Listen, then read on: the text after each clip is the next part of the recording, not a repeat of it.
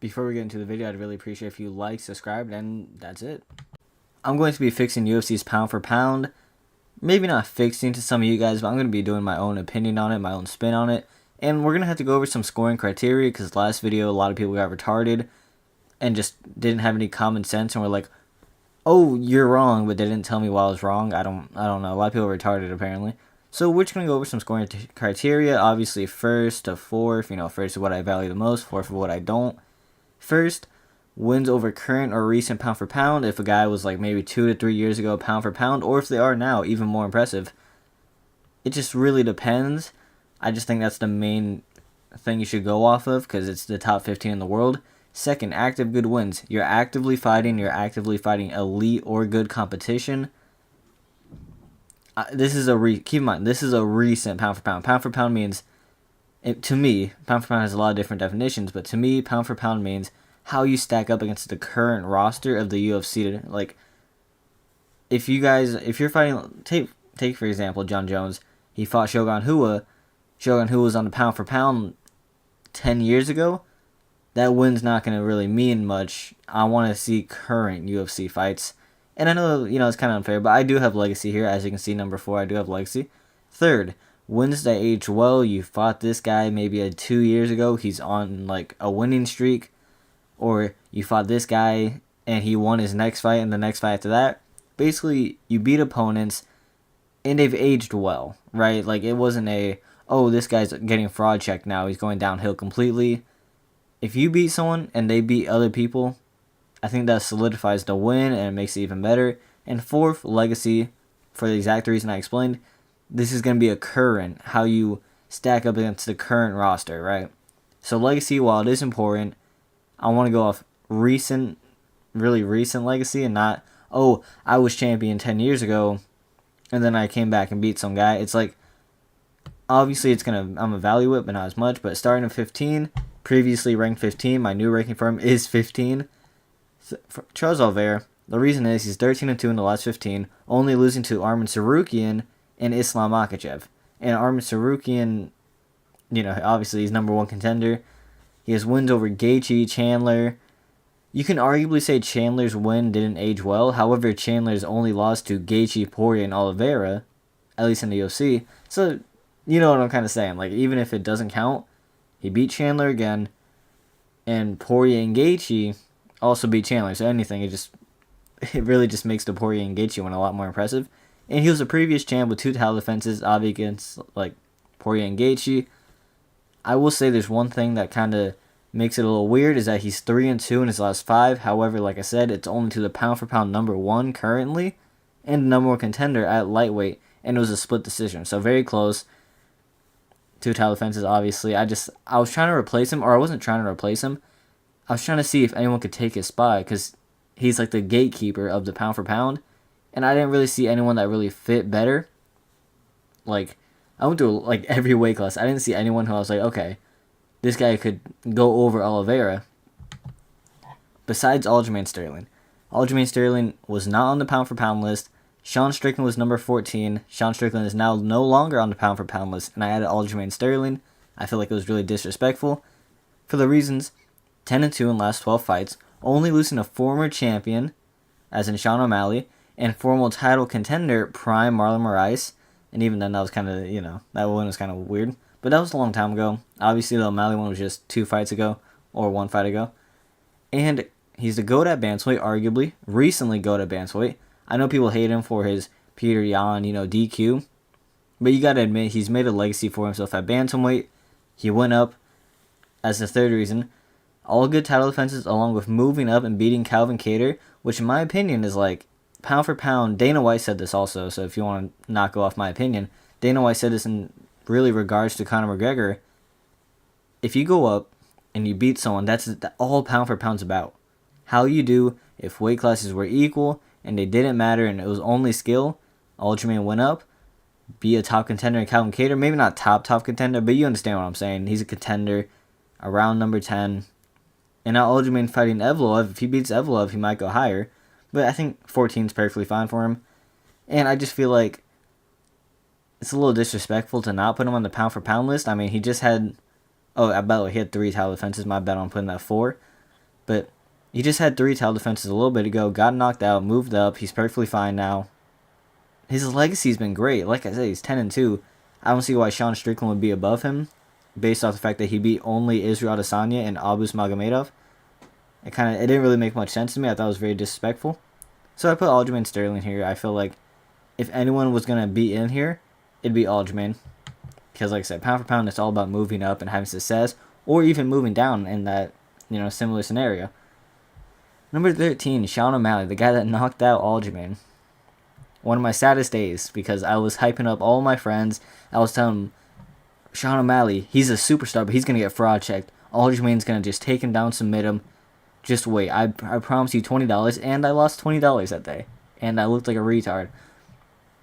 That's okay. We take those. But he's ranked number 13. I kept him number 13.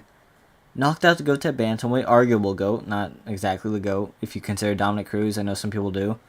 Aljamain, arguable GOAT of bantamweight, knocked him out. Main wins have aged well. Peter Yan, Cheeto. Cheeto did lose. Well, Cheeto after the first fight. Not Cheeto now, but Cheeto after the first fight, who kind of built himself up to be a top contender. I'd say that win aged quite well.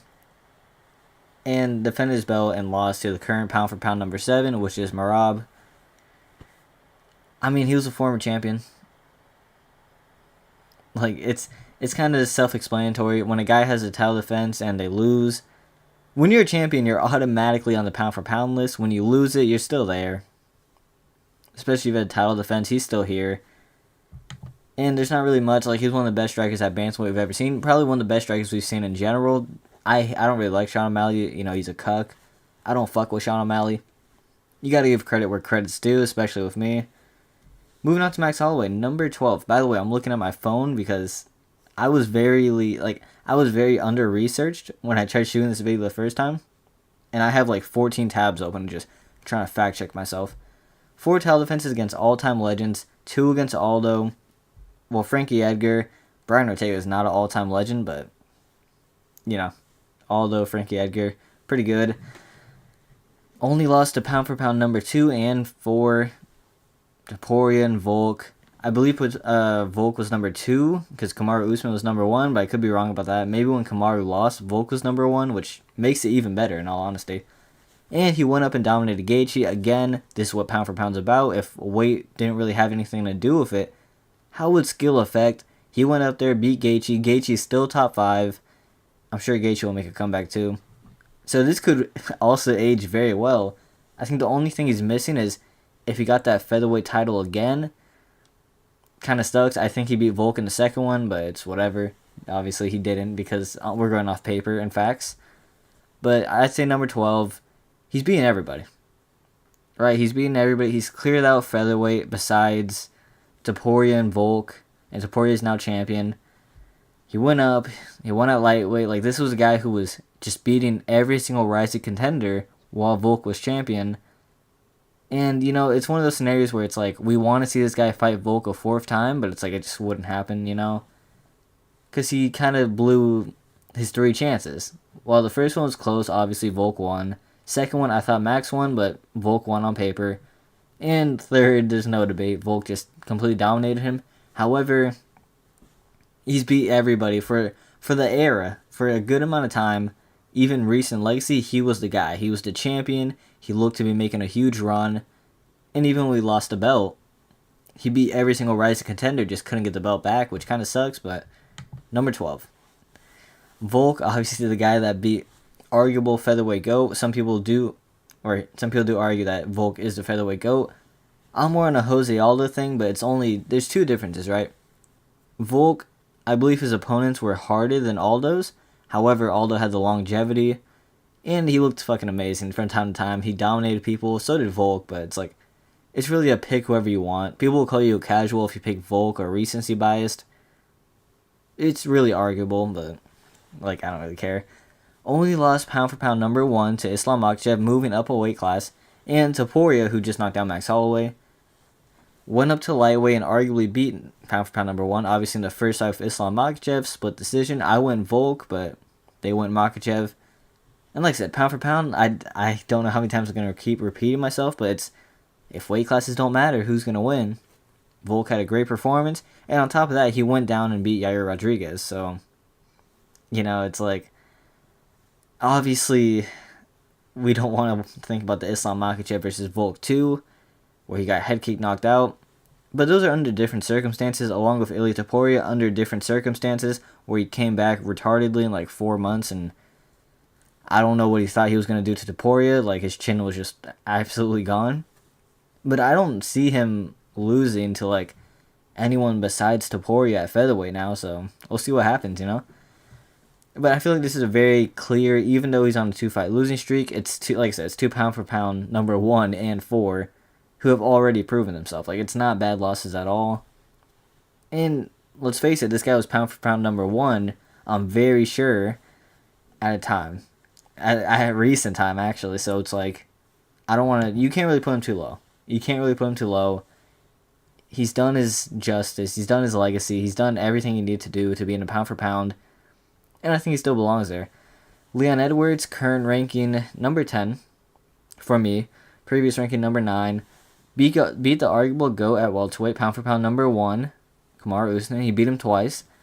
12-1-1 in the last 14 fights against elite competition. The one is obviously Kamaru Usman that he lost to. And the one, on the other hand, is Bilal Muhammad, where it was an eye poke, DQ. Or not DQ, no contest. But he only lost in 9 years, was the current champ, Bilal Muhammad. And he's kind of been on a run. He has good competition. He's been fighting a long win streak. Maybe not against elite competition, because I don't really consider Nate Diaz elite. Especially getting a title shot off Nate Diaz, but, that's where we are at this point. But I feel like this guy's really self-explanatory. Like, he beat Kamaru Usman, he has 2 title defenses. And despite what people may say, oh, Kamaru Usman's on a 3-fight losing streak, I think the win has only gotten better. Because he beat him, he got the belt while Kamaru Usman was pound for pound number 1. He beat him again. Very close decision, but Leon Edwards clearly won the fight. And then Chimaev beat him on 11 days' notice. However, Usman has an argument to win that fight, or at least draw that fight if you consider the first round a 10-8.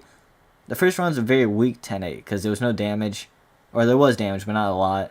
If anything, I think Usman did the most damage by breaking Khamzat's, I believe, forearm.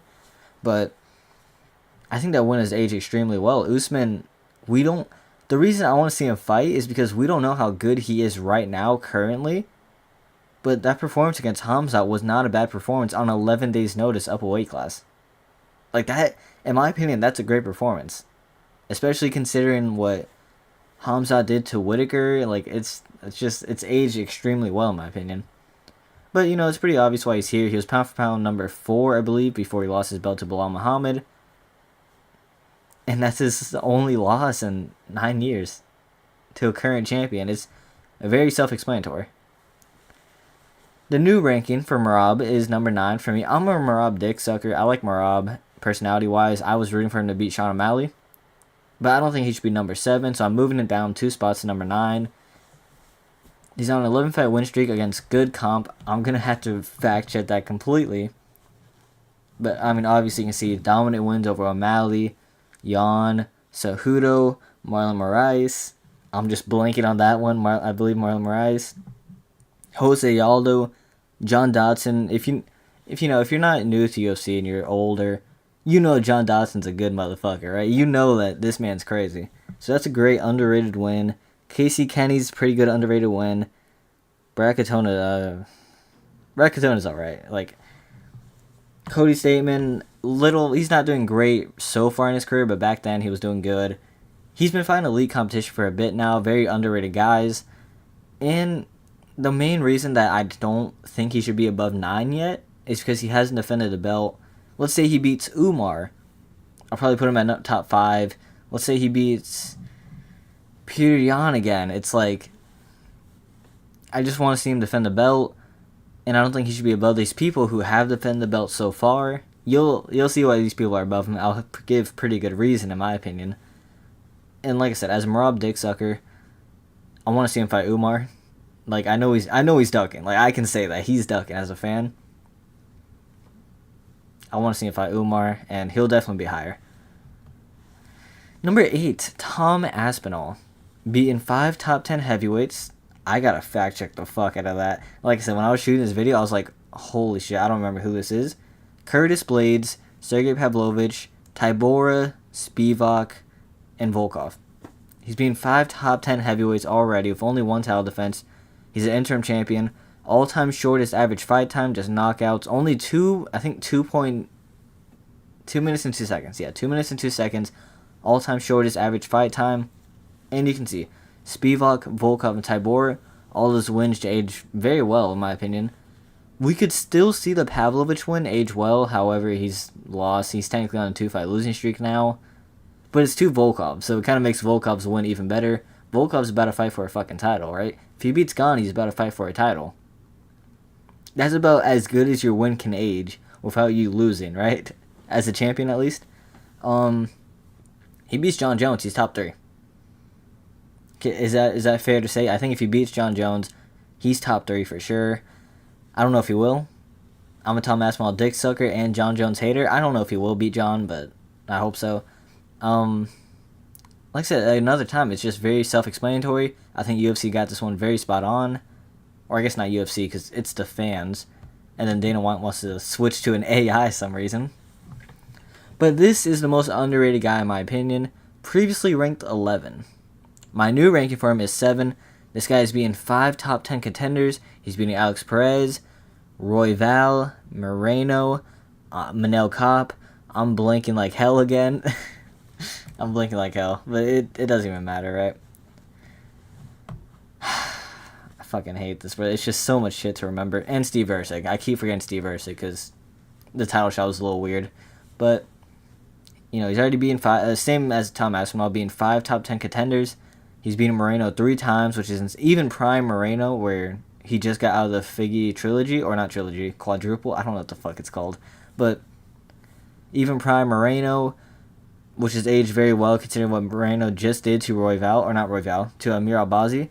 He beat Royval twice, and Royval just beat Tyra and Brandon Moreno. So, hopefully he gets a title shot off that, well, at least after Kaya Sakura. And if he beats Kaya Sakura, who was a champion in Ryzen, which is very underrated. I've seen a lot of people saying, oh, Kaya Sakura, why is he getting an instant title shot? This guy's a bum, he's going to get taken down, submitted. I'm a casual, but like, Kaya Sakura is not bad at all. That's a great one to have on your resume. And he's 10-2 in last 12 and 2 title defenses. Very self-explanatory. This guy has run through flyweight, I want to say. At least the top contenders of flyweight, he's just run through them so far. The Moreno win and Royval wins just keep getting better and better. This is a guy who's he's taking the long way, and the problem with taking the long way is you get older and you wear down a lot faster, at least because you're taking all that damage, right? Before you... It makes it so that you're not champion for a long time, in my opinion, if you are. However, this guy has fought everybody. He's cleared out majority of people, which is why Steve Erceg got the title shot in the first place from beating Matt Schnell. And I know he arguably lost to Steve Erceg. I thought Pantoja won. However, I understand some people think that he lost. But it really comes down to they're struggling to find opponents for him, which is why Kaya Sakura, who's a bantamweight, is immediately getting his title shot at flyweight. Right? It's like, this guy is one of the most underrated people, in my opinion, and I don't see why people like Aspinall, like as Aspinall dick sucker, he shouldn't be above Pantoja. Marab shouldn't. Leon Edwards fucking hell shouldn't. Like, I don't care. This motherfucker's not even a champion anymore.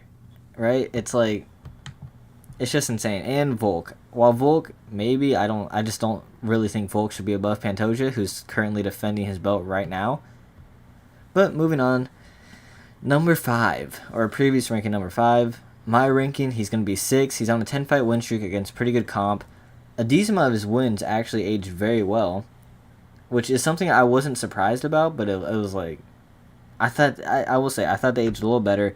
Obviously, Gilbert Burns just lost to Sean Brady and Jack Della Maddalena. He beat Leon Edwards. However, Leon Edwards in the last 30 seconds of that fight almost finished him. It sounds like I'm lying, but I'm not. And he beat Luque, who's sadly on the downfall of his career. I love Luque, but it is what it is. Wonderboy, who after this fight went on to dominate Kevin Holland. However, Joaquin Buckley's got him. Shavkat's got him. Someone who's definitely dying of age recently. He beat Damian Maia. Damian Maia is one of the most underrated fighters of all time. Curtis Millender. I'm not gonna lie to you. If you know who Curtis Millender is, this take will sound fucking crazy to you. I was really big on this guy coming into the UFC. So I think this is a very underrated win of Curtis Millender. He beat Randy Brown in 2017. Fucking hell, bro. But he's a guy who's been in the division a while. His wins like Sean Brady have aged well. Wonderboy, kind of.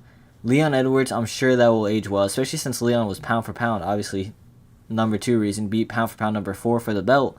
Number 3, a lot of wins against good or well-established people.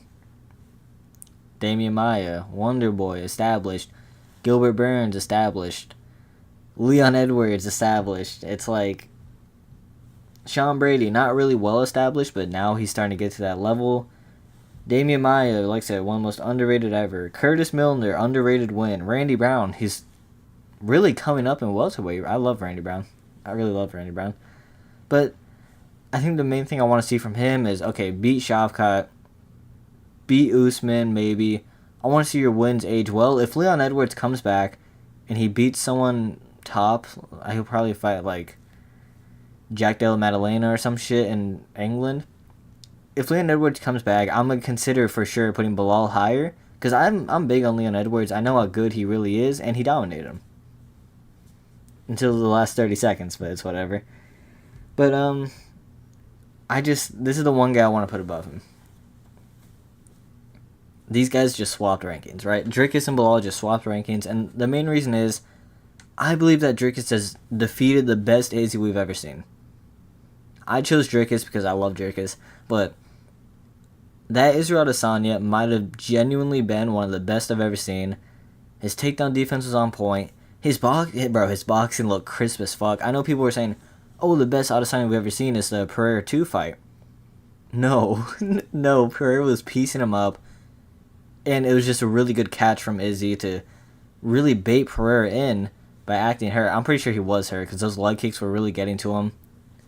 It's like, he caught Pereira, good shit, but I don't think it was the best Izzy we've seen. But this, skill-wise, I know Izzy had just lost to Sean Strickland, but skill-wise, I think this was the best Izzy. He's 8-0 against elite comp. Derek Brunson, who, well, before he went to PFL, Derek Brunson's fucking hard, man. I'm not gonna lie, that's a good win. Darren Till, before he started doing cocaine. Right, I don't know if I can say that on YouTube. I'm just gonna risk it because I'm a small channel.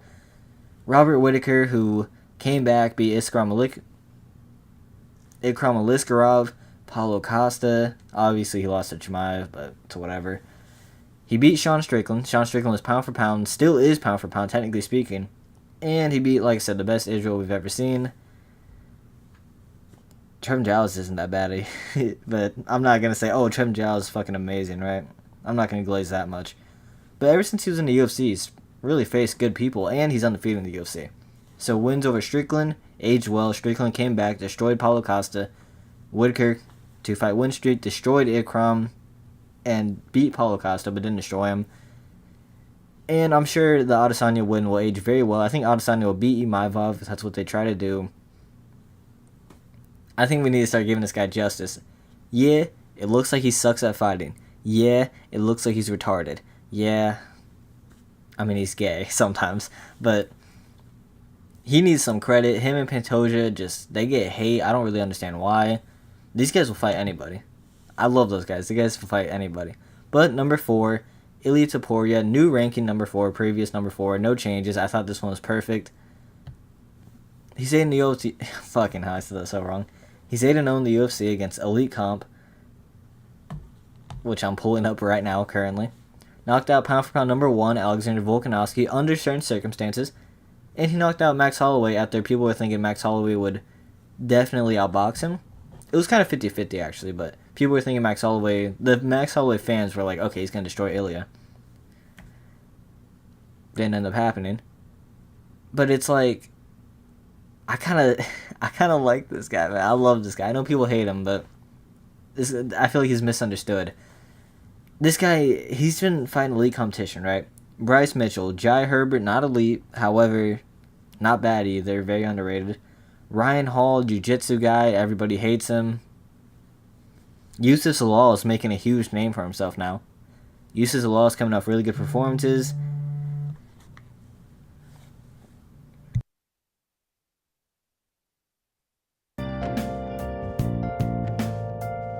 I'm not gonna lie, my mom called me. I had to do some chores, spend a couple minutes. I don't remember where the fuck I left off. But we're just gonna honestly get back into it. I believe I was on Yusuf Salal. Yusuf Salal has aged incredibly well. He's actually making his name for himself. He's not like a top contender or anything yet, but he might be one day. He's been pulling off upset wins, and he's really making a name for himself now. A little redemption arc. Damon Jackson, who's a really good outside the top 15. He just retired recently, but he's a good test. He's a good test for an up-and-comer, someone outside the top 15 who just never really got into the rankings. Jai Herbert, underrated striker. I understand that his career hasn't taken the best turn, but it's still a really tough opponent. And honestly, it's like, I think 4 just makes sense. You know, Max Holloway is still high on the pound for pound. Volk is still in the top 10 for the pound for pound. And he beat both of them knockout in about 5 rounds. He beat both of them in 5 rounds knockout. I'd say that's pretty good. Enough to make him number 4. And John Jones was number 2. I moved him to number 3. And I know you can say, oh, you're a John Jones hater. I am. I am a John Jones hater. But I tried, like, even the people I liked Drickus a lot. I like Marab. I moved them down. Or at least I moved Marab down. It's like, I'm trying to be a little unbiased here. So John Jones went down for one reason, and it's at the third reason, but let's do the first and second. He moved to heavyweight and became a champ. Exactly what pound for pound means. You move to heavyweight, or you move up in a division, or even down, and you do well. That's pound for pound. He became champion. Dominant performance gone. And now he has a title defense. 14 title defenses. Pretty good. It's just not really in the current. The only title defense he has in the past, 4 years is Stipe. Yeah, I want to say 4 years. Dominic Reyes should even be a title defense, but it's okay. And the main reason I decided to not keep him here, even though against the current generation, he's not really great anyway. I'm not trying to disrespect his fighting. I'm just saying he hasn't done much recently. But his wins haven't aged well. Let's take a look at it, right? Thiago Santos didn't age well. Dominic Reyes went on a 4-fight losing streak, only recently snapping that to Dustin Jacoby. Anthony Smith. Anthony Smith losing to Johnny Walker, and you know where Johnny Walker is. Gustafsson, the second one, didn't age well. Actually, let me look into that, because I know a lot of people think, oh, Gustafsson's amazing. He is. Yeah, after he lost to Jones, he lost to Verdum, he lost to Anthony Smith, and he lost to Krylov. Krylov's not a bad loss. DC, no contest. Oven St. Preux, the first DC was great. The first DC, Glover ended up aging very well, just a lot later on. And keep in mind, right, when we're right here, we're already in 2014. We're already 10 years ago, right? So just against the current roster, I don't think he has done enough to be considered number 2 or number 1, especially considering who number 2 and number 1 are. But if he gets a win over Aspinall or even Pereira, then yeah, he might be number 1 for me, in all honesty. Even though I'm a hater, even though I love to hate on him, he could easily be number 1 if he beats Aspinall or even Pereira. But Pereira's number 2. Previously ranked number 3, John Jones was put above him. The only reason I'm placing Pereira above John Jones is based off the fact that if you look in the last 3 years, hell, even 5 years, I don't think anyone has done as much as Pereira. In terms of being impactful, in terms of legacy, he's done the most in the past 3 years. By far. He might have been the person who does the most in the littlest time ever in the UFC. I'm probably wrong on that. But he's at least top 3. Alright? He's 9-1 in the last 10 fights, only losing to Adesanya, who he already beat the fight before that. Well, I just spoiled number 1, but you already knew who it was. As soon as you saw where Pereira was at, you knew who number 1 was. But 2 weight class champ with 3 title defenses. Yeri, Jamal Hill, Khalil didn't get a title defense at middleweight, but he won the belt still. And beaten 5 former champs in 2 years. which is actually insane. 4 of them by knockout. Only one he did knock out was Jan Blachowicz. He knocked out Sean Strickland, Israel Adesanya, Jair Prohaska, and Jamal Hill. This guy has done the most. If you talk about 5 years ago, this guy has done the most by a long shot, I think. Like, a kickboxer that everybody thought, okay, he's going to get out wrestled. Yeah, he's an elite kickboxer. He's going to get out wrestled. And in 3 years, he's already arguably one of the greatest of all time. Top 10, maybe, if he gets a little more title defenses. Hell, he might already be in the top 10 greatest of all time. It's really debatable where he lands. But it's like, he's beaten Adesanya when Adesanya was at his peak, or almost at his peak. When Adesanya was on this title run, no one could stop Adesanya. There was no hope for middleweight to stop Adesanya, until now, obviously. He beats Adesanya. Adesanya beats him. He moves up off a knockout. And I think he moves up like maybe 4 months after getting knocked out. He beats Jan in a split decision. A little later, fights Yuri Prochazka in a title unification. Beats Yuri. Knocks him out. A little early stoppage, but it doesn't matter. Headlines UFC 300. Knocks on like a month like a month notice, maybe 2 months, because I think they announced it after UFC 298. I don't remember when the fuck they announced it. They announced it, the Ilia Topuria card, which I believe is 298. So they announced it after that, and then he comes back at UFC 303 or UFC 304. UFC 303. He comes back at UFC 303. Conor pulls out on short notice. 2 weeks in, he steps up, he knocks out Yuri Prochazka again, and he beats Khalil Rountree at 307. This guy, like, he's just running through people. You want, like I said, you want to talk about current UFC, this is the most impactful guy in the past 5 years. So I think it's very clear why he's number 2. And honestly, he could arguably be, like, number 1. If you told me that Islam Makhachev was your number 1, I would understand. If you told me Pereira was your number 1, I would understand. If you told me John Jones was your number 1, I could kind of see it. These 3 are kind of interchangeable a little bit. The only person I can be a little iffy about is John Jones. But that's not hate. He's only won 2 fights in the last year. Or in the last 4 years. And one of them was against someone who retired 4 years ago, got knocked out in his last fight, and who's 42 years old and came back to fight. You know, it's like, that's the only reason it's a little questionable for me. But Islam Makhachev, he's my number 1. He won over Volk 2 times, including 1 knockout, under certain circumstances, but still a knockout, still a good performance. Wins over 2 current pound-for-pound fighters, Charles Oliveira in his prime, which, I mean, he's just growing better and better. So Charles Oliveira, Volk, 2 wins over Volk, when Volk was pound-for-pound number 1, I believe. Arman Tsarukyan, that win has aged incredibly well. Given the circumstance, I believe Tsarukyan was short notice. If it wasn't, that's even better. But Tsarukyan, who's now kind of run through everybody besides Oliveira and Makhachev, he's now number 1 contender. That win has aged amazingly.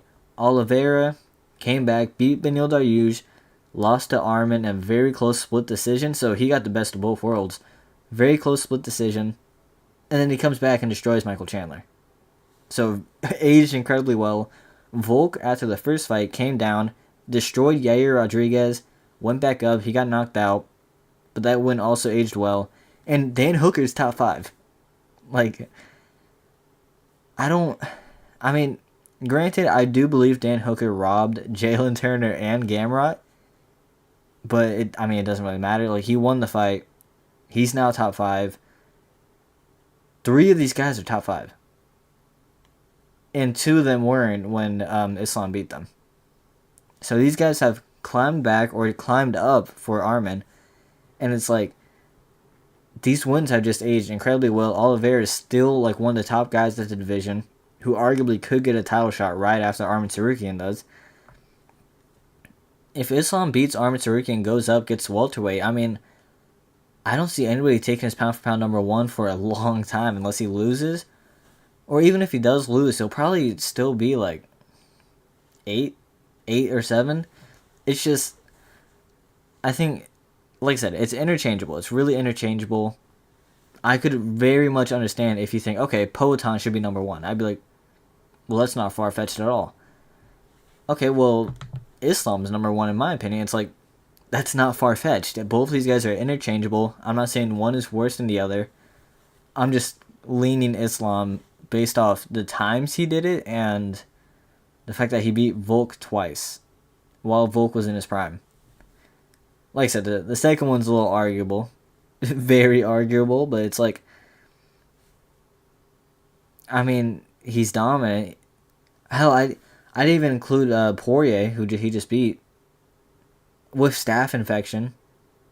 Like, I think Islam is very clearly my number one. I'm very comfortable with him being number one.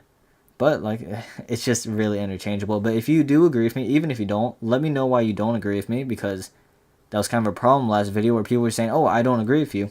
I asked them why, and then majority of them went silent. If you weren't the ones that went silent, I respect the fuck out of you. If you're the ones that gave me a legitimate argument, I respect the fuck out of you. I hope to see you again, because I like conversating with people.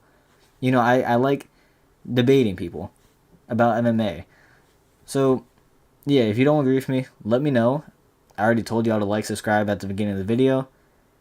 And yeah, I really appreciate it. And I hope to see you at my next video. I don't know what the fuck my next video is, but it's going to be released tomorrow.